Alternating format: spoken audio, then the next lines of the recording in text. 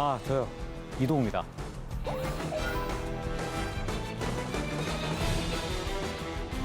강의하러 왔습니다.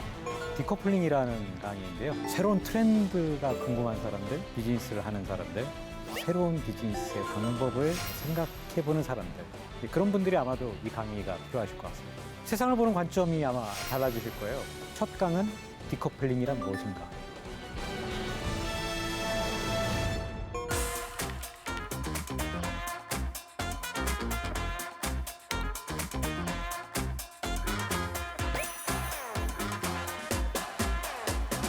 디커플링이라고 하는 이론은 고객이 어느 시점에서 내 서비스로 올 수 있느냐, 그거를 파악하는 거예요. 그게 바로 디커플링이에요. 오늘의 첫 번째 강의, 디커플링이란 무엇인가? 자, 이제 시작해 볼까요? 원래 이렇게 하면 음악이 짠짠짠 나오고 뭐 그래야 되는데, 자, 제가 그냥 시작하겠습니다. 디커플링이란 무엇인가에 대해서 저는 말씀을 드릴 때 조이 이또의 이야기로 시작했으면 좋겠습니다. 이 조이 이또라는 사람은 MIT 미디어랩의 소장인데요. 그가 나인이라는 책에서 이렇게 남겼습니다. 이제야 겨우 우리가 아는 것이 얼마나 없는지 깨달을 만큼 뭔가를 알게 됐을 뿐이다 라고요. 책을 쓴다면 보통은 내가 좀 많이 알고 있다. 그래서 미래는 이렇게 바뀔 것이다. 저렇게 바뀔 것이다. 이런 걸 준비해야 된다. 이렇게 쓰는 게 보통 작가들의 맥락이죠. 근데 조이 이또는 우리가 얼마나 알고 있는 것이 적은지, 얼마나 없는지 그 얘기를 하고 있습니다.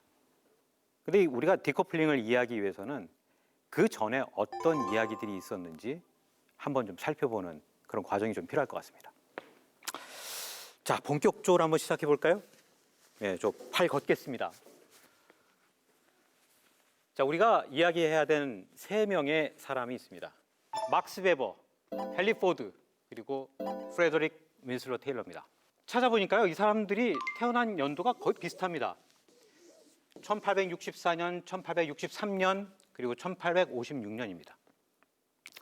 자, 막스 베버는요, 20세기의 가장 위대한 사회학자다라고 사람들이 부르죠. 막스 베버는 이런 얘기를 남겼습니다. 자, 회사가 정말 성공하기 위해서는 거대한 조직을 만들어야 된다라는 겁니다. 거대한 조직. 그래서 피라미드 조직을 만들어 놓고 위에는 관료 조직이 있고 밑에서는 수직 계열화를 만든 뒤에 그렇게 거대한 회사를 만들어야만 성공한다. 그래서 그의 주장대로 지금 전 세계의 군대, 연구소, 그리고 거대한 기업들의 뿌리가 만들어졌었죠.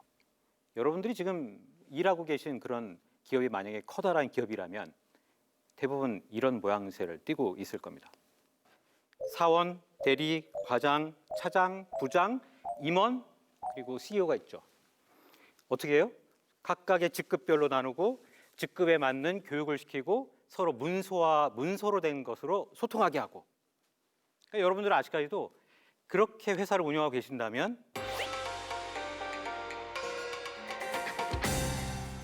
1800년대의 사고방식으로 운영하는 것이나 다름없습니다. 자, 헨리 포드. 유명하죠. 헨리 포드는 제가 굳이 설명드리지 않아도 이 사람은 포드 시스템을 만든 그 사람이기도 합니다.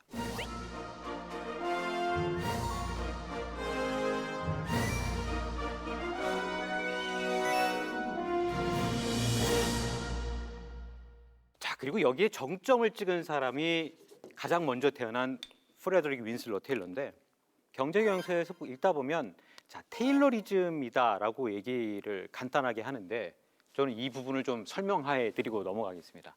한 노동자가 만약에 드라이버를 들고 볼트를 쥐고서 이렇게 돌리잖아요. 이렇게 할 때 몇 초에 하나씩 돌리는지, 예컨대 1분에 하나 돌릴 수 있다. 그러면 1시간에는 60개, 그리고 10시간이면 600개. 이렇게 계산을 하는 거죠. 그는 공장의 효율 시스템을 만들기 시작했습니다. 그게 바로 테일러리즘입니다. 테일러리즘. 테일러는 그래서 아주 유명해졌어요. 공장의 생산성을 마치가 아니죠. 한 600% 올리기도 했고, 미국 경영대학원에서는 아직까지도 테일러리즘에 기초한 교육을 하고 있습니다. 자, 그러면 이 세 사람이 만나서 어떤 일이 벌어진 거예요? 거대한 기업이 만들어지고 조직체가 만들어져서 컨베어 벨트 시스템이 돌아가고, 그리고 관리자가 관리를 할 수 있는 이런 세상이 있었어요. 시간이 지나서 1900년대 중반 20세기죠. 20세기를 지나가고 그리고 대량 생산, 대량 소비가 극에 달하던 그 시점에 이 마이클 포터라고 하는 경영학자는 1979년에 하버드 비즈니스 리뷰에 아주 재미있는 논문을 하나 발표합니다. 마이클 포터가 얘기하는 비즈니스에서 5가지 고려 사항. 여긴 5가지밖에 없어요. 경쟁자, 구매자, 공급자, 신규 참가자, 대체제. 자, 여기에 구매자가 2번째 나와 있는데요. 구매자는 마이클 포터가 얘기할 때 이렇게 얘기했습니다. 구매자의 협상력이 높으면 그 시장의 매력도는 떨어지고 만약에 협상력이 낮으면 그 시장의 매력도는 올라간다요. 이게 어떤 얘기예요? 자, 기업이 어떤 물건을 만들고 서비스를 만들었어요. 근데 그 물건을 사는 사람이 협상력이 높으면 그 시장의 매력도는 떨어진다는 거예요. 우리가 쉽게 얘기하면 고객의 목소리가 커지면 별로 그 시장은 매력이 없다는 거예요. 자, 80년대 그렇게 지나고 90년대가 지나가면서는 인터넷이 상용화되죠. 자, 인터넷이 등장하고 나서는 아주 이상한 일들이 벌어져요. 이제는 더 이상 작은 기업들이 또 큰 기업들이 서로 그렇게 싸우는 것이 아니라 도대체 예측할 수 없는 일들이 벌어지는 거예요. 그거를 요즘 경제경영에서는 앞글자를 따서 뷰카라고 부르기는 하는데요. 변동성, 불확실성, 복잡성, 모호성. 변동성, 불확실성으로 얘기되는 여러 가지 것들에 대해서 한번 얘기해봅시다. 플랫폼이 등장했죠. 자, 플랫폼은 뭐예요? 양방향 네트워크가 존재하는 그런 서비스 기업들. 플랫폼은 양방향 네트워크, 그러니까 전통적인 경제학에서는 설명할 수 없는 기업들이 존재한 거예요. 이런 형태들이 다 등장하면서 도대체 세상이 도대체 어떻게 돌아가고 있는 거야? 이런 얘기를 다 하고 있는 거예요. 거기에 대표적인 단어가 뭐예요? 뷰카. 이거 한마디면 설명이 되죠. 변동성, 불확실성, 복잡성, 모호성. 근데 제가 말씀드리고 싶은 것은 여기에는 항상 커스터머라고 하는 고객이 존재한다는 겁니다. 아니, 고객이 없으면 비즈니스가 이루어지지 않잖아요. 자, 비즈니스라는 건 뭐예요? 뭔가 가고 싶은 가치와 현재 사이의 격차를 줄여주는 일을 하는 것. 그게 비즈니스잖아요. 그렇게 해서 돈을 벌게 되잖아요. 근데 비즈니스에는 항상 고객이 존재한단 말이에요. 그러니까 이런 거 좀 잊어버리고, 자, 디지털 디스럽션 이런 거 잊어버리고 한번 제대로 한번 설명해 보자는 거죠. 그게 뭡니까? 그게 디커플링입니다. 탈레스 테세이라 교수라고 하는 하버드 대학교 경영대학원의 막내 교수가 쓴 책이죠. 원래 이 책의 원서 제목은 Unlocking the Customer Value Chain입니다. CVC를 깨는 겁니다. 자, CVC라는 건 뭐냐면 커스터머 밸류 체인. 보통은 자, 우리가 물건을 살 때 한번 생각해 보세요. 평가, 선택, 구매, 사용. 간단하게 말씀드리면 이 4단계죠. 무언가를 평가하고 선택하고 구매하고 사용하는 것. 자, 그런데 디커플링이라고 하는 것은 이 중에 무언가를 깨는 겁니다. 이렇게 깨는 거예요. 평가하고 선택한 사람을 구매할 때 그 장소에 있지 않고 다른 곳으로, 내 서비스로, 어떤 다른 플랫폼으로 불러들이는 겁니다. 이게 바로 디커플링입니다. 아니요, 그렇지 않아요. 고객이라는 단어는 굉장히 많이 등장했습니다. 예컨대 자, 제가 기억하기로는 한 4년, 5년 전에 이타마르 시몬슨이라는 교수가 있었죠. 이타마르 시몬슨. 스탠퍼드 대학교의 마케팅 교수입니다. 30년 동안 내가 가르쳐왔던 모든 이론은 다 틀렸다. 그래서 무엇을 봐야 되느냐? 고객을 봐야 된다. 무엇을 하지 말아야 되느냐? 시장 세분화, 시장 조사, 그리고 FGI 뭐 등등 이런 광고 이런 다 하지 말라고 했습니다. 왜? 고객의 눈으로 보면 그런 것들이 다르게 보이기 때문이죠.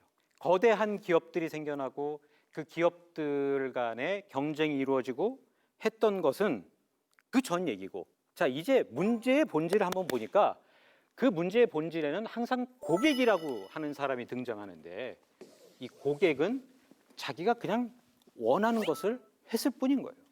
사실 우리가 고객 입장에서 본다면 우리 고객들은 뷰카라는 단어는 아예 머릿속에 있지도 않아요. 그게 중요한 게 아니라 고객들은 단지 내가 하고 싶은 것을 했을 뿐입니다.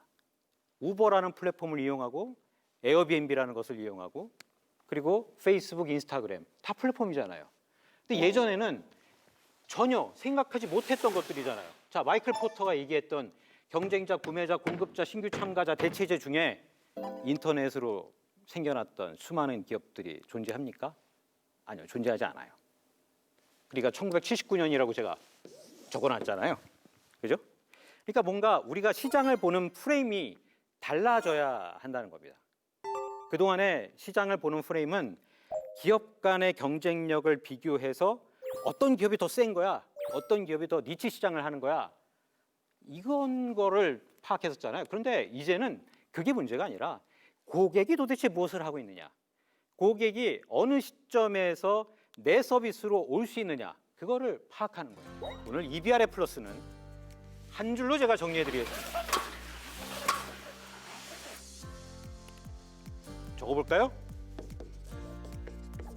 파괴는 고객이 주도한다. 지금까지 어떤 경쟁력을 대상으로 시장 자체를 보셨다면 그런 거 다 잊어버리시고 파괴는 고객이 주도한다. 꼭 기억하셨으면 좋겠습니다. 저는 다음 강의에서 다시 뵙겠습니다. 고맙습니다.